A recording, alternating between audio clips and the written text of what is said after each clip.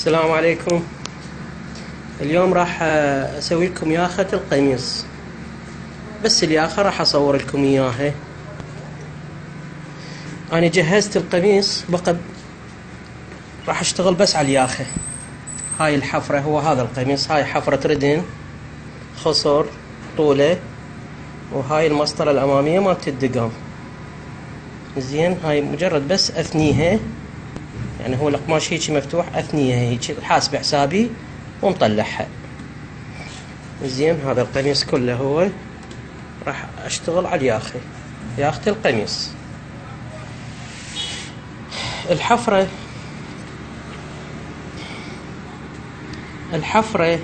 لحظة. الحفرة شلون حفرتها؟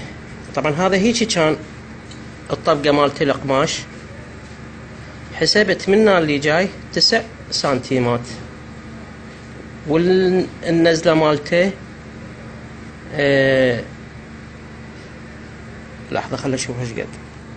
10 سنتيمات، منه 10 ومنه 9. هاي من نفتحها راح تصير عندي 18 سنتيم، وهاي 10 سنتيمات.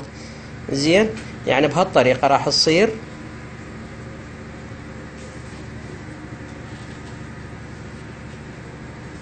هاي من اللي جاي 9 و9 18. زين عيني، انا راح ارجع طبقة هيك واقيسها كلها. انا هذا الوسط مالته قارضها منه، راح اقيس هاي اشوف ايش قد تطلع.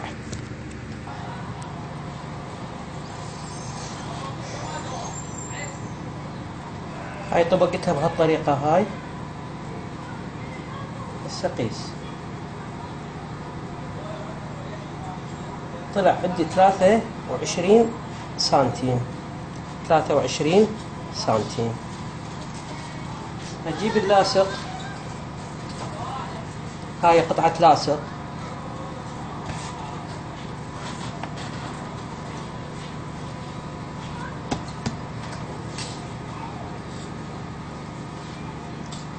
اعدل الخط مالته واستخدم قلم رصاص، لان اذا جاء في يطبع على القماش ويؤذي القماش، يعني اجر خط عدل. زين هني خلي بمي حتى يلزق اللاصق. قلنا 23 سنتيم، هاي 23 سنتيم.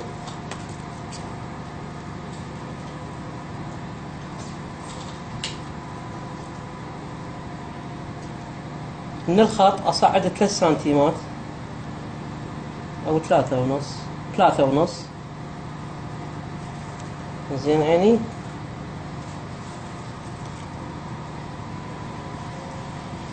وسنتيمين راح يصير بهالطريقة هاي على شكل تقويسة. زين، هذا جرة خط مائل،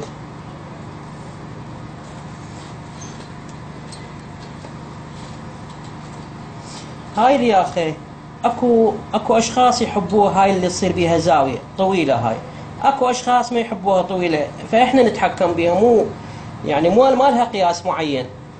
انا راح اسويها 10 سنتيمات او 9، ما اريد اسويها كلش كبيرة. هاي من اللي جاي 9 سنتيمات. زين، نجي هنا اول مرة اخذ هاي كل ضرورية. هاي حتى لو تنتبهوا على القمصان تلقون هاي بيها هيك فرة، حتى هاي تصعد. هاي المسطرة ما تصير هيك بيها هنا هيك عقشة. من اسوى هاي البلياخة هيك احفرها راح توقف عدل. احفرها بهالطريقة هاي. زين، ومنها اصعد سنتيمين. انا ما اشتغل يعني انا هاي اشتغلها نظرية، بس على مودكم دا اسوي قياسات. يعني انا هسه اجي قبل هيك اسوي من اريد اشتغل. زين، بهالطريقة وانتهت. بس على مودكم اسوي قياسات، خاف تصيرون تقولوا لها ايش قد منا نصعد ايش قد ننزل. اقيس منها 7 سنتيمات، هاي 7 منها اللي جاي، وهاي على راحة يدي هيك اجي اقوسها. هاي كملت عندي. هذا اللاصق، طبعا هذا الوجه مالت اللاصق، هذا الوجه، هذا القف